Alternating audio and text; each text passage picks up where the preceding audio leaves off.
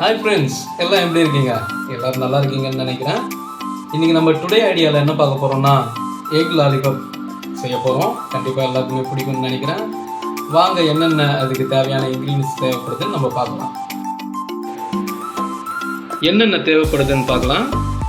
வேக வச்சு எடுத்த முட்டை, வேக வச்சு எடுத்த உருளைக்கிழங்கு, கொத்தமல்லி, பச்சை மிளகாய், சாப் பண்ண வெங்காயம், அப்புறம் கிரைண்ட் பண்ண 2 ரஸ்க்கு.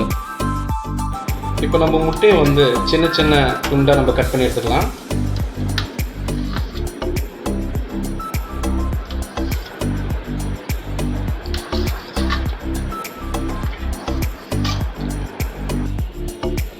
நம்ம பொடிசாக கட் பண்ணியாச்சு. இப்போ நம்ம இதில் என்னென்ன ஆட் பண்ண போகிறோம்னா, வெங்காயம்,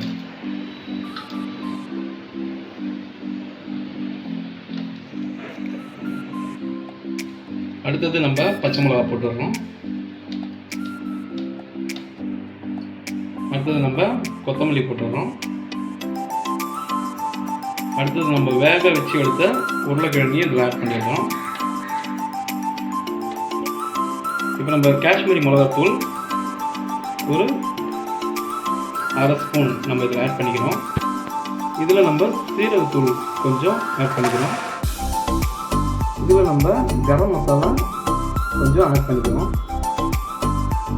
அந்த எக்கோட வாசனை தெரியாத அளவுக்கு நம்ம லைட்டாக மஞ்சள் 1/4 ஸ்பூன் ஆட் பண்ணிக்கிறோம். இதுக்கு தேவையான உப்பு நம்ம இதில் ஆட் பண்ணிக்கலாம்.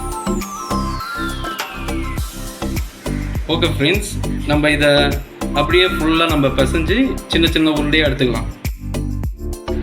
ஓகே ஃப்ரெண்ட்ஸ், நம்ம கலந்த மசாலா எல்லாத்தையுமே வந்து நம்ம சின்ன சின்ன உருண்டையாக பிடிச்சி அந்த ரஸ்க்கு தூளில் வந்து நம்ம எல்லாத்தையுமே ஸ்ப்ரெட் பண்ணி எடுத்து வச்சாச்சு.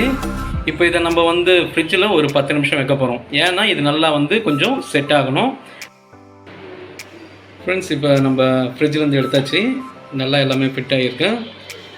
அடுத்தது பார்த்திங்கன்னா, நம்ம மைதா மாவு வந்து கொஞ்சோண்டு தண்ணி விட்டு நல்லா கரைச்சி வச்சுருக்கோம். இது எதுக்காகனா, நம்ம இந்த ரோலை வந்து நம்ம இதில் டிப் பண்ணி நம்ம எண்ணெயில் போட்டு பொரிச்சு எடுக்க போகிறோம். சரிங்களா? எண்ணெய் நல்லா காஞ்சிட்ருக்கு.